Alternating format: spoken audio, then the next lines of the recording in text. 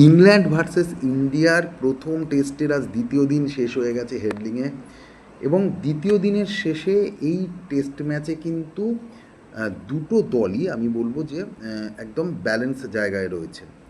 দুটো দলই ব্যালেন্স জায়গায় রয়েছে। একটু আমি ম্যাচ সিনারিওটা বলে দিই, তাতে আপনাদের বুঝতে সুবিধা হবে। ইন্ডিয়া আজকে তাদের গত দিনের রান নিয়ে ব্যাট করতে নামে।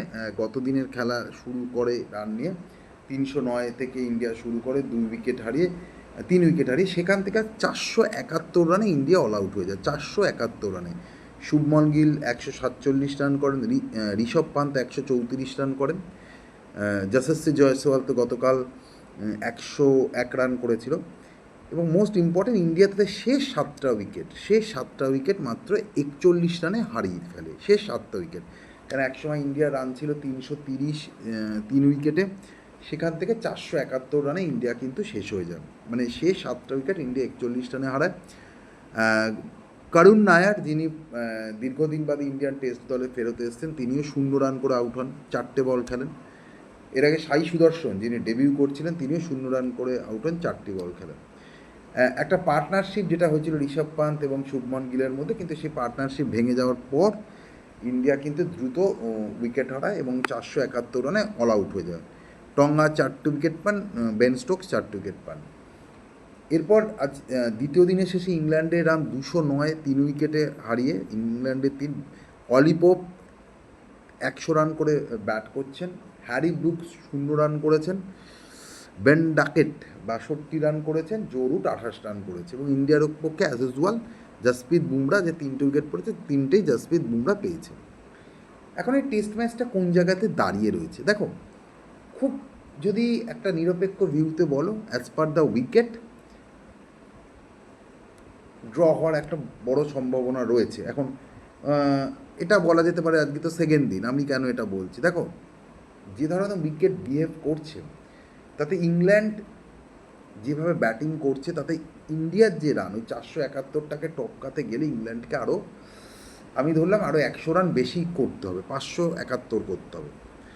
তো সেই 571 রান ইংল্যান্ডকে করতে গেলে 300, 400, 500 আরও 300 উপর রান করতে হবে, এবং সেটা কাল করতে হবে।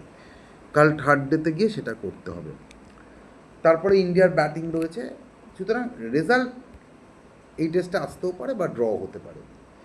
এখন যে প্রশ্নগুলো হচ্ছে আজকে, যদি আমি প্রথম থেকে সেই প্রশ্নগুলো রাখি যে ইন্ডিয়ান ব্যাটিং নিয়ে, শুভমন গিল, ঋষভ পান্ত আউটস্ট্যান্ডিং ব্যাটিং করেছে, ঋষভ পান্ত আউটস্ট্যান্ডিং, এবং ফার্স্টে 3000 run as a wicket keeper test ক্রিকেটে সেটা করলো, দ্রুততম 3000 রান উইকেট কিপার হিসেবে টেস্ট ক্রিকেটে করলো, নিজের 7th সেঞ্চুরি করলো বাসিরকে 6 মেরে। তার সাথে শুভমন গিল ছিল। এই পার্টনারশিপটা ইন্ডিয়ার পক্ষে খুব ভালো পার্টনারশিপ, এবং 3টে শতরান আমি বলবো ইন্ডিয়ার ইনিংসে হয়েছে। আমার মনে হচ্ছে যে ওই 2002-03 সালে যাও ইন্ডিয়া যখন ইংল্যান্ডে গেছিলো হেডলিংয়ে টেস্ট ম্যাচ, 3টে শতরান হয়েছিল, সৌরভ সচিন দ্রাবিড় করেছিল। তারপরে এই 3টে শতরান আমরা কিন্তু দেখলাম যশস্বী জয়সওয়াল, শুভমন গিল, ঋষভ পান্তের।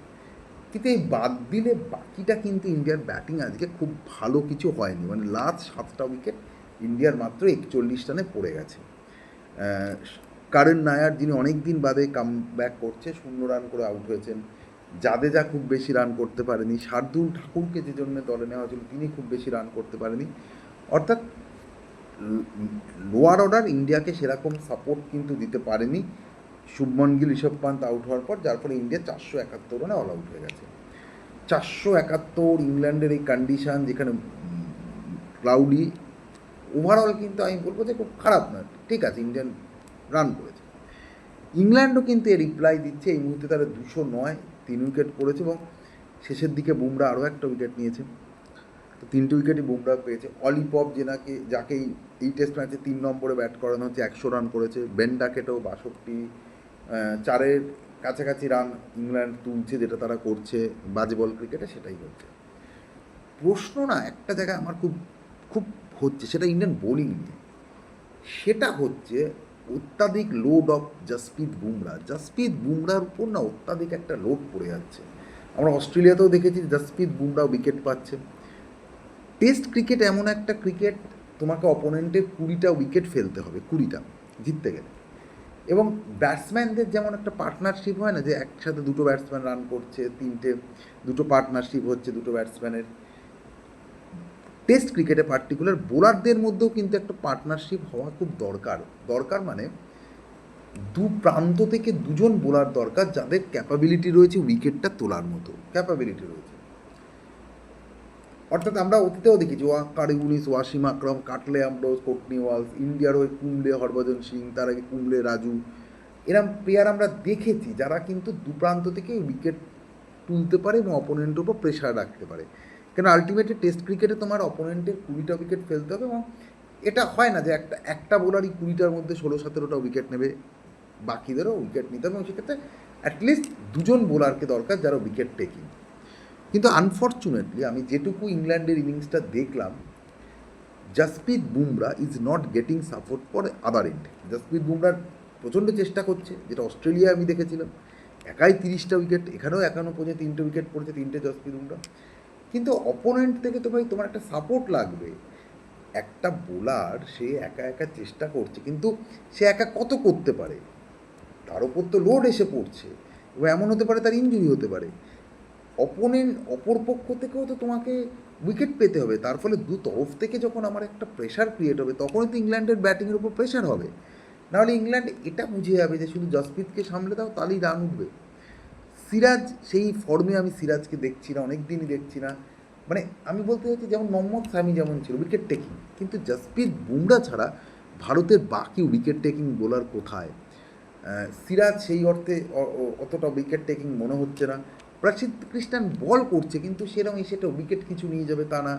শার্দুল ঠাকুরকে দেখে মনে হচ্ছে যে ফার্স্ট ওভার করতে আসছে 40 ওভারে, যেহেতু ব্যাটিংটা করতে পারে ওই জন্য ওকে খেলানো হচ্ছে।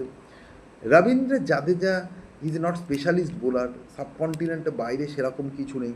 আমার তো এখন মনে হচ্ছে কুলদীপকে খেলালে হয়তো একটা উইকেট টেকিং এবিলিটি হতো। সুতরাং সে একই দিকে গল্পটা অনেকটা চলে যাচ্ছে যে বুমরা বুমরা বুমরা বুমরা বল করবে, বুমরা উইকেট পাবে, বাকিরা কিন্তু জাস্ট সাপোর্টিং বল করে যাচ্ছে। কিন্তু এটা ওয়ান ডে, ওটা টেস্ট, তোমার সাপোর্টিং বল দরকার নেই। তুমি 20 ওভার বল করে 70 রান দিলে কোনো উইকেট পেলে না।